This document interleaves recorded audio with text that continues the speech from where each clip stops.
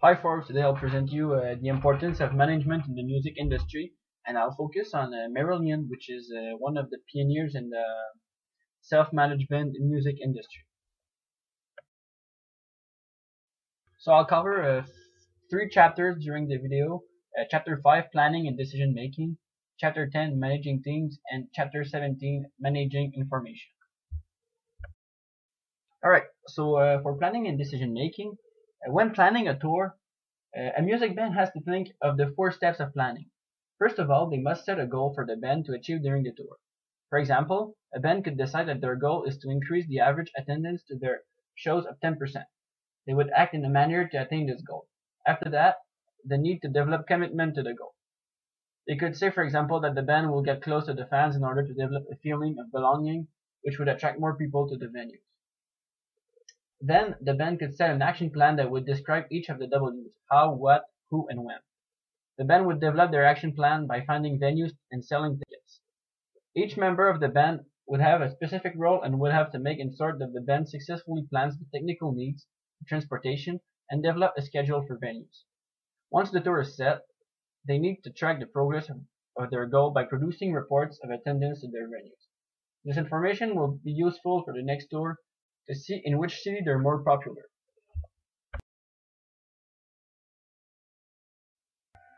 When planning an album, the band still has to follow the same steps than when they were planning the tour, including the 4Ws but in a different way.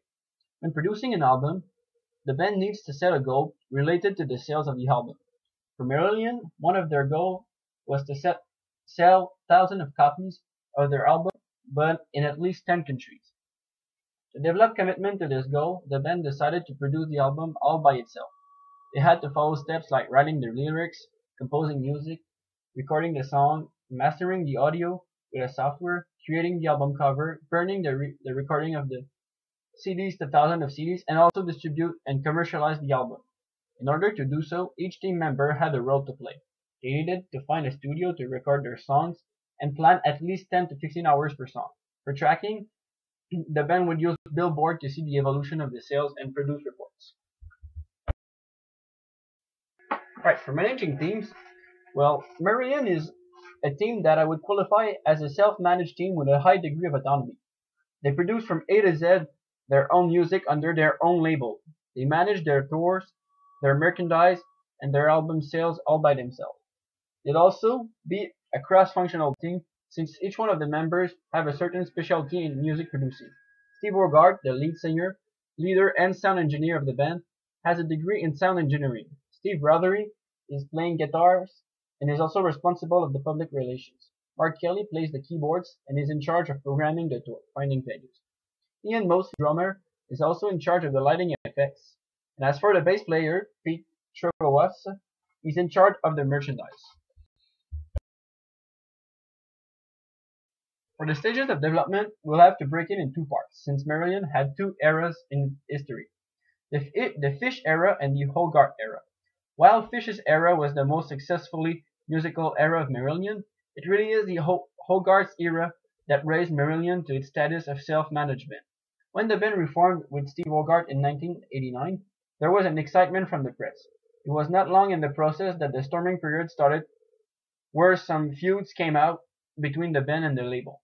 This is when the band decided that from now on, it would manage its own things by itself. The band members shared the same goal.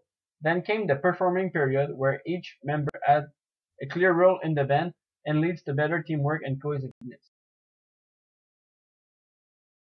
As for managing information, we can see that Marillion is one of the best bands that uses the information that they get from their website in order to produce results.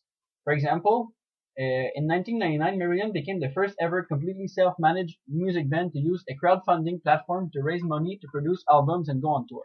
Because of their large and faithful fan base, Marillion was able to raise $600,000 to produce their album called Marillion.com in tribute to their fans. They still use this platform today and seems to be working well since the band released 4 albums that were completely funded by the fan base. With the idea of being a self-managed band, Marillion had to produce a very performing website to manage their marketing well. The website was conceived in order to create a sense of family belonging to the fans. The website has a section for members where there are exclusive offers to the fan club. It also includes the famous Marillion Weekend, which is an event that happens every year and which proposes 3 nights of live music, each night having a unique set list and a unique production. It's Marillion's way to say thank you to its fans. So each year they go in different venues and they play for 3 consecutive nights. The website is also gathering information related to geographics, ethnographics, etc. to find statistics to know where are the fans of Marillion around the world.